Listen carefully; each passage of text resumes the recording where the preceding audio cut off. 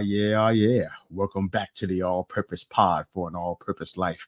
Wherever you are today and however you are listening today, call me Mr. You, the podcast. We thank you again for making us a part of your morning, your day, and your week. We're your weekly mirror check before you change the world. Of course, you can find us on most every social media platform, excluding Instagram. We're on Facebook, Twitter, LinkedIn, and TikTok as well. Uh, Download and like, share, and subscribe to our show at They Call Me Mr. You. We love to have support. We're moving towards a goal of 10,000 subscribers and 10,000 downloads. And we are getting there, but we could definitely use your help. So thank you for joining in and helping us. We know podcast is not everybody's cup of tea, but because you guys know me, I really appreciate you guys kind of taking it on the chin, taking one for the team, I guess, and hitting that subscribe button for us, download some of our shows, check out what we're doing. Maybe you change your mind about podcasts in general just because of what's going on. And of course, we got some really exciting news that's going to be coming up. We're not going to talk about it now because we don't have the time and bandwidth for that today, but we're going to talk about that in future weeks on all of our social media platforms. It's going to be announced. Some of the new things that we're going to be doing with the show. I mean, you already heard it. If you listen to our show from the beginning, you know that we call ourselves the All-Purpose Pod for an All-Purpose Life. That wasn't accidental. That was by design. And we're just starting to get our feet wet into those waters where we're becoming all-purpose. And you're going to see a lot more of that in upcoming weeks. We're going big with this, so we're excited about it. We'll announce it soon, and you begin to see some of the changes to the show, to the content. And we're going to be expanding in a big way. I'm excited about it. My wife is excited about it. We got some big things going on. So thank you for joining us and staying faithful to They Call Me Mr. You, the podcast. A lot of great things getting ready to happen, and we want you to be a part of it. So thank you again for doing that. Today I want to talk about a subject that I've been talking about for a while. I never really felt like I was somebody who was made for men's ministry or for things of that nature. But a lot of exciting things have been happening lately.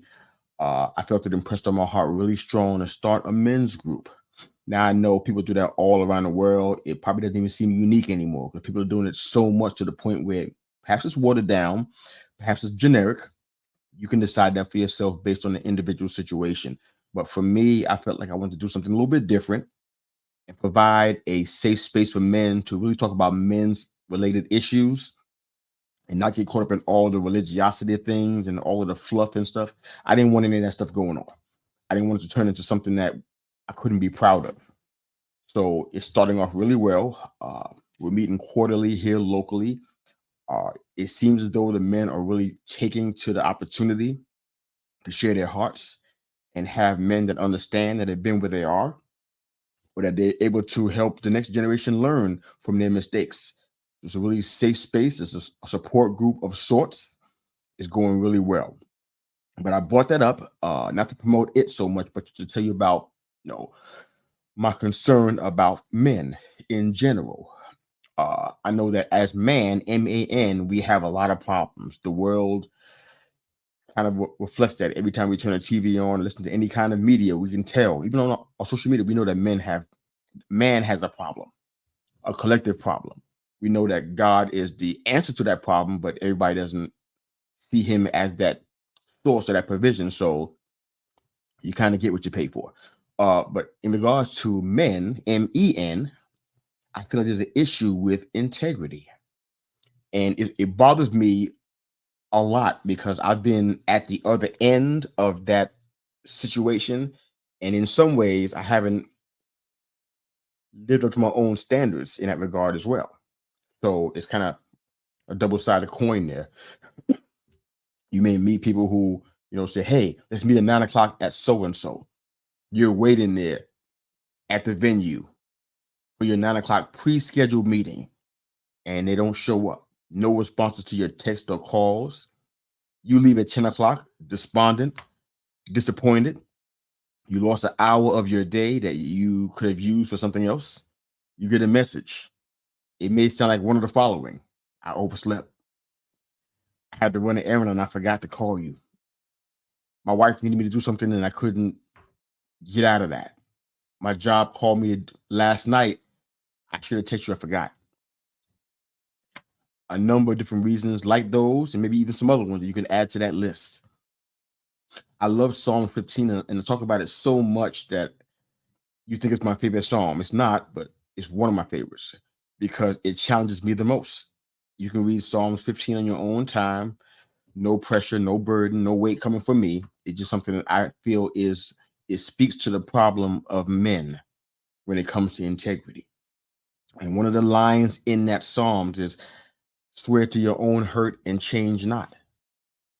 Swear to your own hurt and change not. What does that mean in simple terms? Essentially, what it means is even if it hurts you, you keep your word.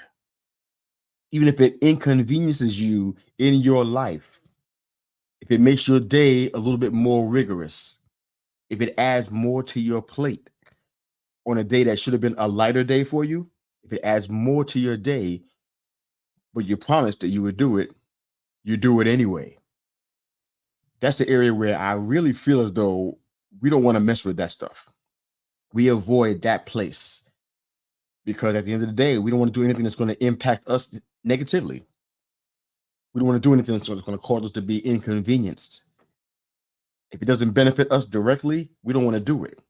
And that's a human issue, but it's something I see in men so much of the time. What does it even mean to have integrity in the first place? What does it even mean? It means moral uprightness. It means the quality of being honest. It means being whole and undivided. Morally, physically, in our approach, in our actions, and our behavior. In the world of architecture, and I've taught on this a couple of times, in the world of architecture, there's something called structural integrity. It's really important and it means something. I live in a development where houses were built so fast that they lacked structural integrity. The time wasn't taken to manage the details. And people had issues in their homes. Their homes weren't livable in some cases. People had to come back out and do the work over that they should have done right the first time because there was no structural integrity. We've seen that at the Surfside Towers in Florida many years ago.